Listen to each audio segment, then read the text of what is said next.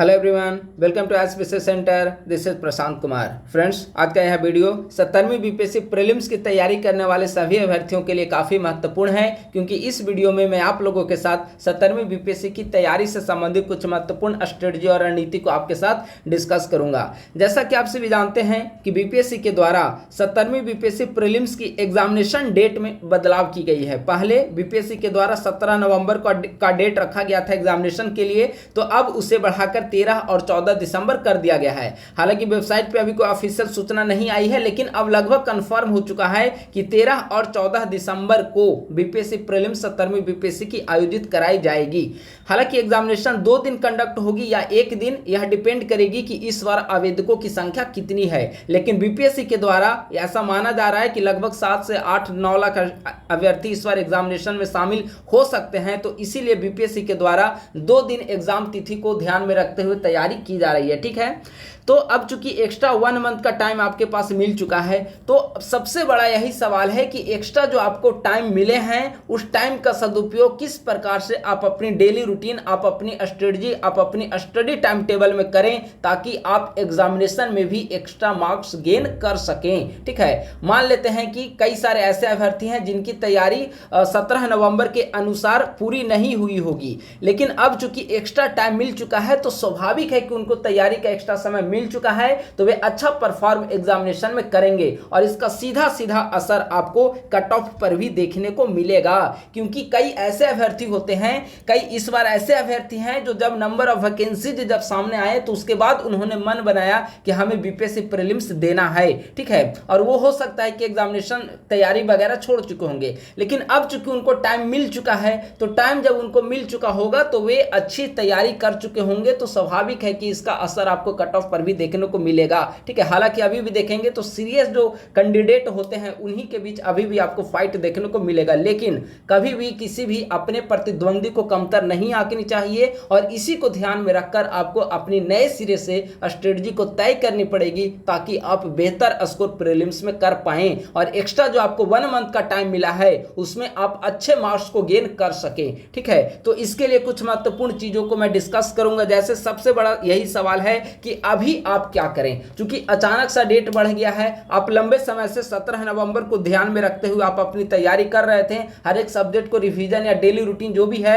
वह 17 नवंबर के अकॉर्डिंग आपके मन में पूरी तरीके से सेट था कि इस डेट तक हमें इस सब्जेक्ट को इतने दिन के अंदर इस सब्जेक्ट को फिनिश कर देना है। ठीक है, लेकिन अब देखेंगे कि लगभग आपको 1 मंथ का एक्स्ट्रा टाइम मिल चुका है, तो 1 मंथ का जो एक्स्ट्रा टाइम मिला है उसका आप किस प्रकार से अपने लाइफ में यूज करें, उसे मैं आपके साथ यहां पर डिस्कस करूंगा। ठीक है, सबसे तो यह आप देखें कि अभी अगर मान लेते हैं कि यह 13-14 दिसंबर को तिथि है, तो मान लेते लगभग आपके पास 60 डेज का अभी से समय बचा हुआ है। ठीक है, यानी कि लगभग अभी 2 महीने का समय हम लोग लेकर चल रहे हैं। ठीक है, इसी बीच आपका फेस्टिवल भी आ जाएंगे, 1-2 दिन उधर डिस्टर्ब हो जाएगा और फिर 13-14 दिसंबर को एग्जामिनेशन है, तो मान लेते हैं कि 10 दिसंबर के बाद आप एडमिट कार्ड और सेंटर अलॉटमेंट इधर उधर में आप थोड़ा व्यस्त हो जाएंगे। ठीक है, तो एक रूटीन अगर देखें तो 10 अक्टूबर से लेकर 10 दिसंबर तक 60 डेज अगर हम मान लेते हैं, तो 60 डेज का समय आप किस प्रकार से यूज करें अपने डेली लाइफ में, उसे मैं आपके साथ यहां पर डिस्कस कर रहा हूं। जैसे देखिए, कोई भी अभ्यर्थी, स्पेशली अगर आप बीपीएससी के अभ्यर्थी का आप एग्जांपल लेंगे,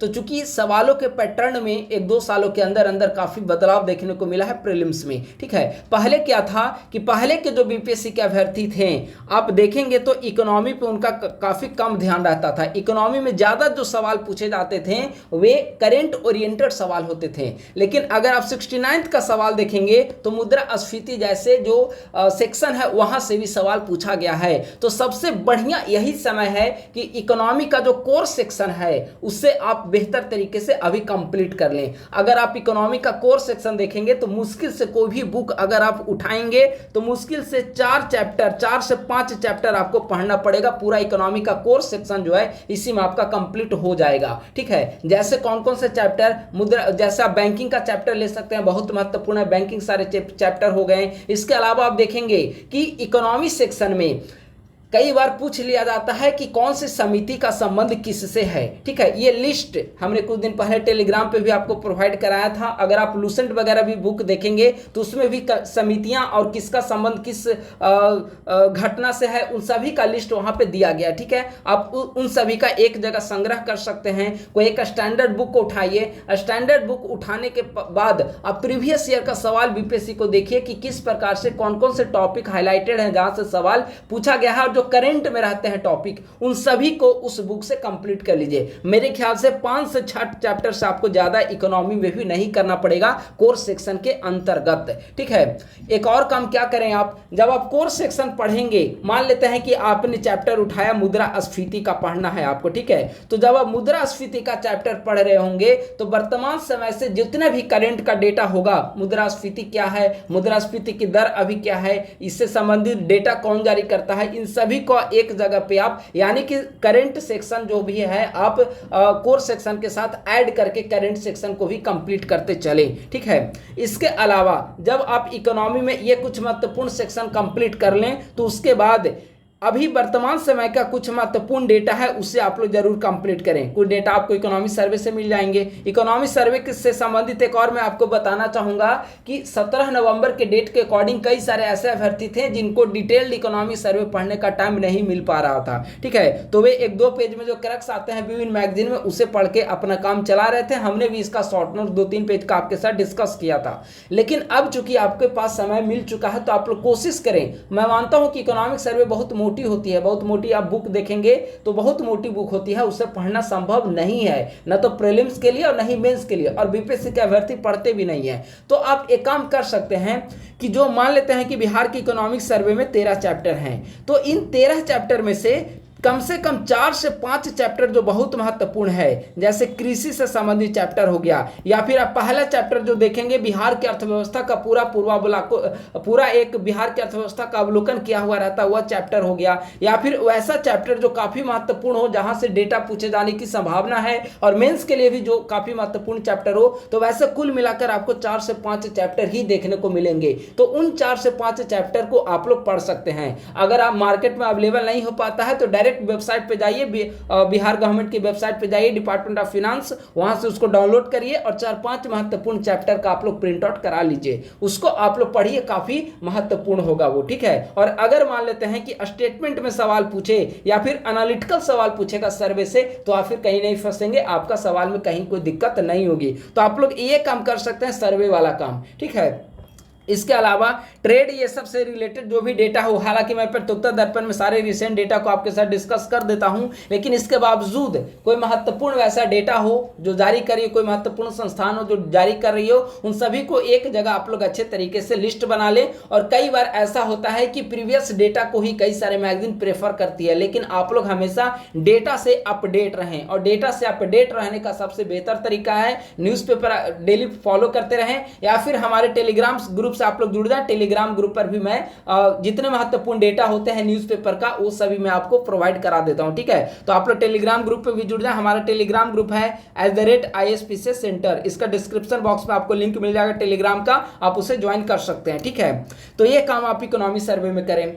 कई सारे अभ्यर्थी जो लगातार जिनका मैसेज और फोन कॉल्स आते रहते हैं वो साइंस प्रॉब्लम को लेकर कि साइंस में वे कैसे अच्छे मार्क्स को गेन करें। ठीक है, तो साइंस में जो है सबसे बेहतर आप एनसीईआरटी बुक को ही फॉलो करें। एनसीईआरटी बुक अगर आपने 10th तक अच्छे से पढ़ लिया है तो आप उसके बाद 11th 12th का प्रेफर कर सकते हैं। ठीक है, तो ये डिपेंड करता है कि आप कितना आपकी तैयारी हो चुकी है। साइंस की देखिए 1 लाइनर सवाल आएंगे तो आप जो आपके घटना चक्र हो गया, लूसेंट हो गया, तो वहां से 1 लाइनर सवाल आपके सॉल्व हो जाएंगे। लेकिन अगर थोड़ा सा स्टेटमेंट टाइप का सवाल पूछ लिया जाता है तो जब तक आपका कॉन्सेप्ट क्लियर नहीं होगा पूरी तरीके से तो आपको उससे सॉल्व करने में बहुत दिक्कत होगी। तो इसके लिए एनसीईआरटी ही बेहतर सोर्स होगा। ठीक है, देखिए मैं यहाँ पे सारे पेपर को मैं डिस्कस नहीं कर रहा हूँ, वैसे पेपर को डिस्कस कर रहा हूँ जो अभ्यर्थी इग्नोर करते चलते हैं अपनी तैयारी के दौरान, क्योंकि मुश्किल से 30 दिन का समय आपको एक्स्ट्रा मिला है, 25-26 दिन का। आप 25-26 दिन में कोई बड़ा वैसा कोई करिश्मा आप कर नहीं पाएंगे। तो उन सेक्शन पर ही मान लेते हैं कि जैसे आप हिस्ट्री को एग्जाम्पल एग्जांपल लीजिए,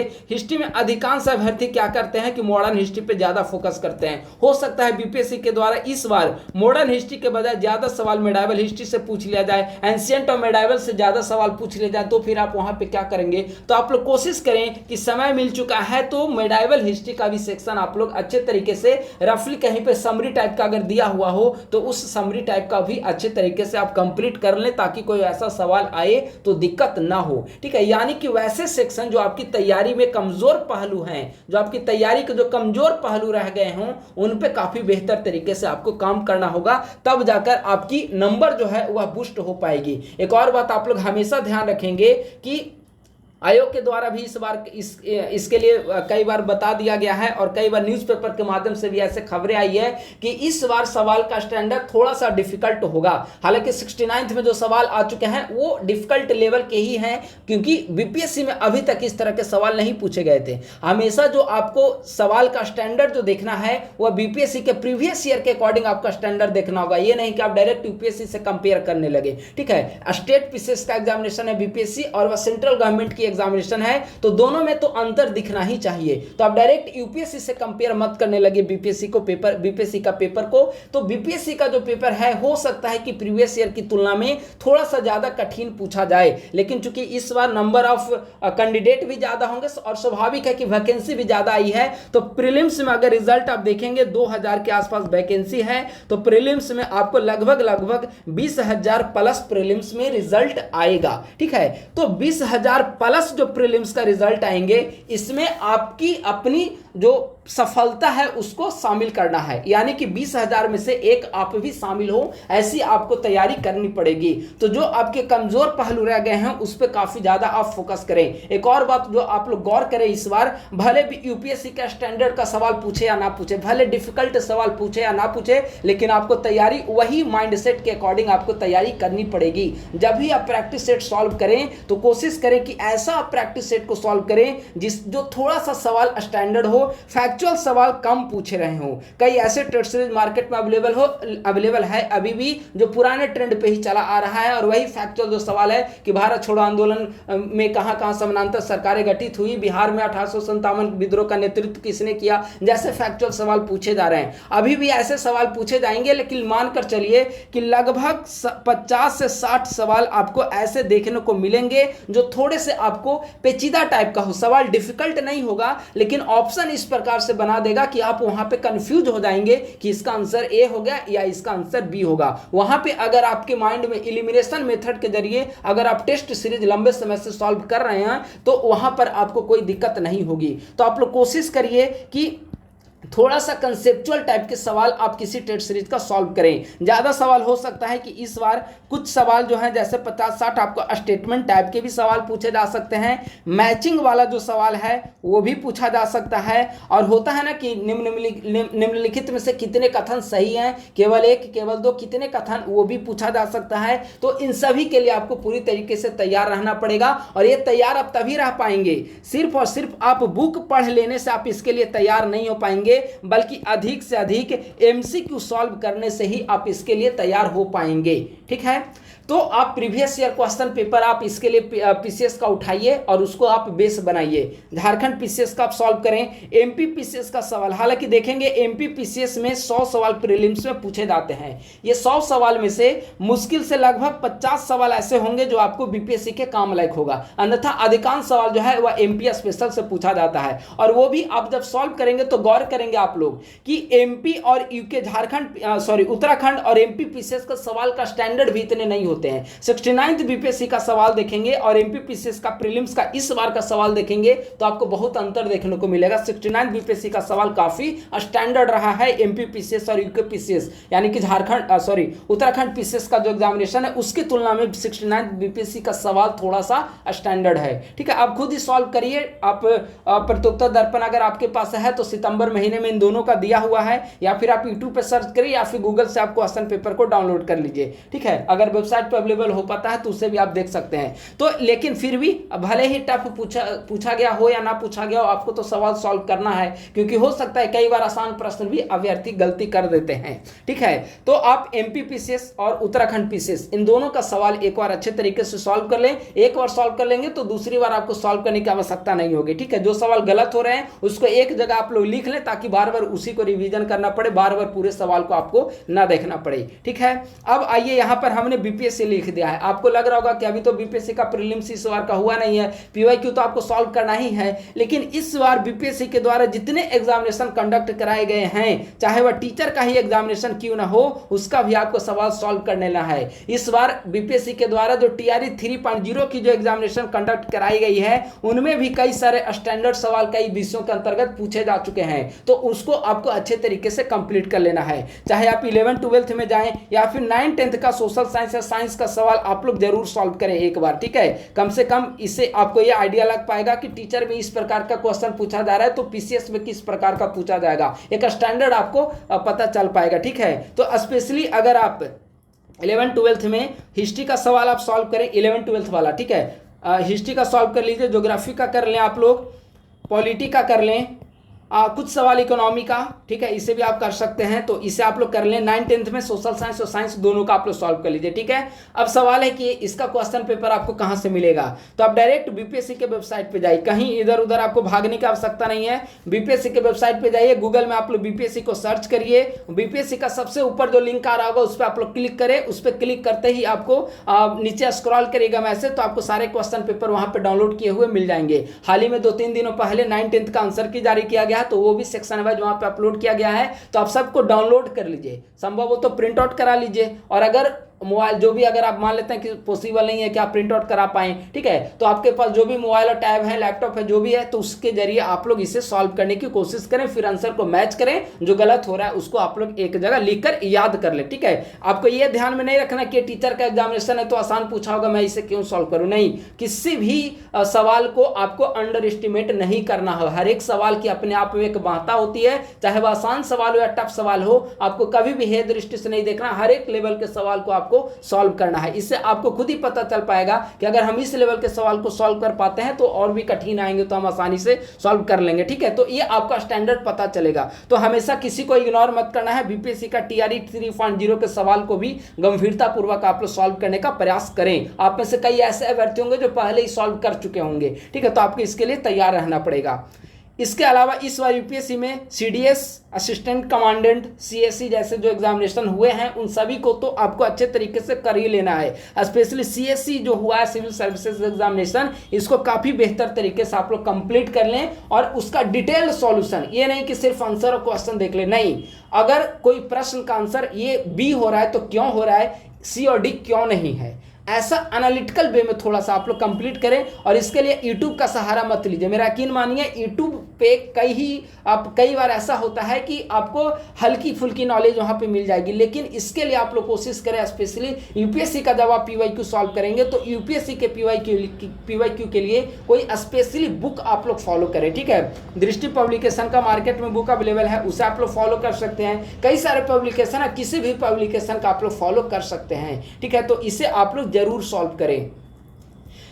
इसके अलावा आपको मैगजीन देखिए, करंट अफेयर का जो सेक्शन है 1 जनवरी से लेकर आपको अब तो कि 13-14 नवंबर तक एग्जामिनेशन होगी, तो 1 जनवरी से लेकर 30 नवंबर तक सारे आपको करंट अफेयर कंप्लीट कर लेना है। ठीक है, करंट अफेयर के लिए कोई एक मंथली मैगजीन पढ़ते चले जाइए। जैसे हमारे चैनल पे आप देखेंगे तो प्रतियोगिता दर्पण का मंथली वाइज शॉर्ट नोट्स आपको मिल जाएगा। अगर आप लोग नए हैं और प्रतियोगिता दर्पण का मंथली वाइज शॉर्ट नोट्स का आप लोग पीडीएफ परचेज करना चाहते हैं तो आप लोग 9870564701 ये प्रणय कुमार के नाम से आपको लिंक दिखाएगा। आप गूगल पे, फोन पे और पेटीएम के माध्यम से RS99 रुपये का पे करें और आपको 1 जनवरी से यानी कि जनवरी 2024 का सारा प्रतियोगिता दर्पण का शॉर्ट नोट्स का जो PDF है आपको भेज दिया जाएगा, ठीक है। इसके लिए 9870564701 पर 99 रुपये रिचार्ज 99 रुपये आपको पेमेंट करना है। पेमेंट करने के बाद उसका स्क्रीनशॉट आपको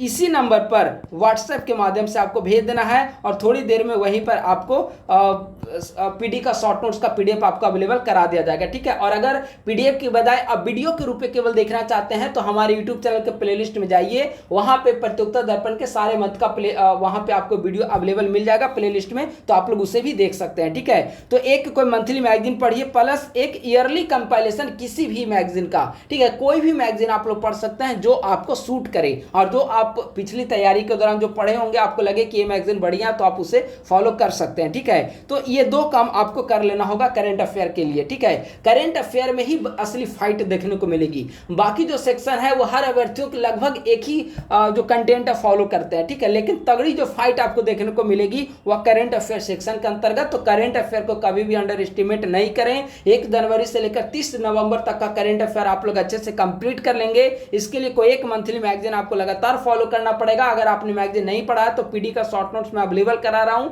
उसका YouTube वीडियो देखें। PDF के लिए हमने यहाँ पे प्रोसेस बता दिया, उसे आप फॉलो करके परचेज कर सकते हैं। प्लस कोई एक मैगजीन का ईयरली कंपाइलेशन आपको कंप्लीट करना होगा, ठीक है। तो आपको ये काम आपको जितनी जल्दी हो इतना काम आपको कंप्लीट कर लेनी होगी। और इकोनॉमी का जो हमने सेक्शन बताया कोई ज्यादा लंबा टाइम नहीं लगेगा, ऐसा नहीं है कि आपको 1 महीना इसी में लग जाएगा, नहीं। अगर इकोनॉमी का जितना हमने बताया है मुश्किल से 1 सप्ताह का आपका काम है, और 1 सप्ताह अगर अच्छे से काम कर लेते हैं 4-5 नंबर आपके बढ़ जाते हैं तो आप अच्छी बात होगी, ठीक है। तो उतना आपको कंप्लीट कर लेना है। ये डिपेंड करता है कि आप कितना जल्दी उसे कंप्लीट कर पाते हैं, ठीक है। उसके बाद नवंबर का जो महीना रखिए, अक्टूबर में मेरे ख्याल से उतना काम आपका हो जाएगा। मान लेते हैं कि 2-4 नवंबर आपका चला जाता है, ठीक है। इसके बाद जो पूरा नवंबर का जो आपका मंथ होगा फुल रिवीजन पे लगाइए। ज़्यादा से ज़्यादा आप लोग टेस्ट सीरीज सॉल्व करते रहें। टेस्ट सीरीज अगर आपको ज़्यादा समय लग रहा हो तो लगभग 70-75 सवाल आप डेली सॉल्व करिए, ठीक है।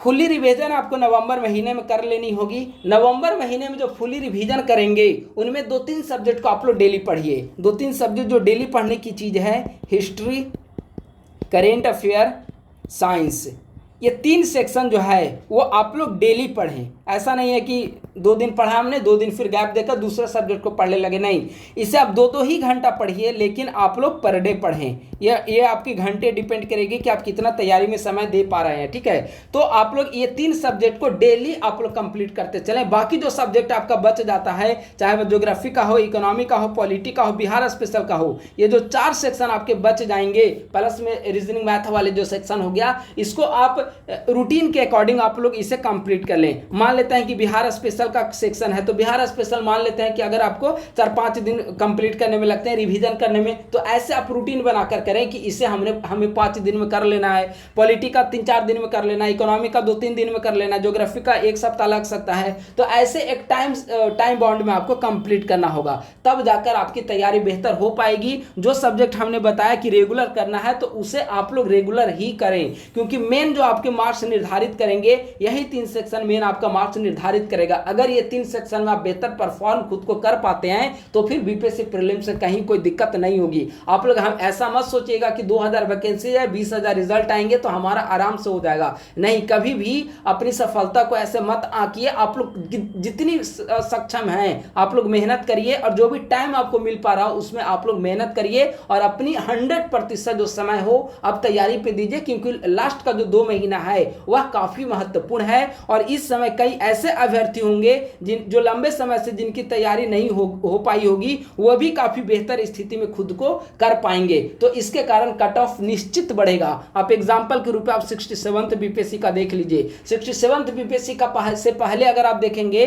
तो 96-97 कट ऑफ रहता था, लेकिन 67th के टाइम आप देखेंगे कि लंबा समय प्रीलिम्स में मिल गया, लंबा गैप मिल गया, एक बार पेपर भी लीक कर गया, इसके कारण लंबा गैप मिल गया। तो इसकी वजह से क्या हुआ, जब 67 का जब एग्जामिनेशन हुआ प्रीलिम्स का तो 96-97 जो पहले कट ऑफ रहता था वह सीधे बढ़कर आपका 113 लगभग 113 पे पहुंच गया था। तो कट ऑफ का तो असर आपके एग्जामिनेशन में दिखेगा ही दिखेगा, क्योंकि एग्जामिनेशन डेट बढ़ने का मतलब ये नहीं होता है कि अभ्यर्थी बीच में पीटी की तैयारी छोड़कर अब मेंस करने लगे, नहीं। कई ऐसे अभ्यर्थी होते हैं जिनका मकसद होता है कि पहले प्रीलिम्स तो निकाला जाए, ठीक है। तो प्रीलिम्स में तगड़ी फाइट हो जाती है और इसके कारण फिर जो कट ऑफ जो है वह बढ़ जाता है। और इस बार भी थोड़ा बहुत ही सही लेकिन कट ऑफ जरूर बढ़ेगी, जो डेट बढ़ा है उसके कारण। हम ये नहीं कह सकते कि 4 नंबर 5 नंबर या 10 नंबर बढ़ जाएगा। निगेटिव मार्किंग के बाद 10 नंबर कट ऑफ बढ़ना इतना आसान नहीं होता है, ठीक है। लेकिन फिर भी अगर 1-2 नंबर भी कट ऑफ बढ़े तो कट ऑफ में बढ़ोतरी जरूर होगी, ठीक है। तो बस आज के वीडियो में इतना ही। उम्मीद है कि 17वीं बीपीएससी की नई तिथि के अकॉर्डिंग हमने नई स्ट्रेटजी को काफी बेहतर तरीके से डिस्कस किया है। आप लोग अच्छे तरीके से इसे समझ चुके होंगे। फिर भी कोई दिक्कत हो तो आप लोग कमेंट सेक्शन में जरूर कमेंट करें। मैं कोशिश करूंगा कि आप सभी को रिप्लाई कर सकूं। हमारे टेलीग्राम ग्रुप @ISPC सेंटर है, आप लोग नए हैं तो इसे जरूर ज्वाइन कर ले। वहां पर बीपीएससी प्रीलिम्स और मेंस से संबंधित आपको विभिन्न गाइडलाइन, टिप्स, मटेरियल आपको निःशुल्क प्रोवाइड किए जाते हैं। तो बस आज के वीडियो में इतना ही। थैंक यू सो मच, बहुत बहुत धन्यवाद।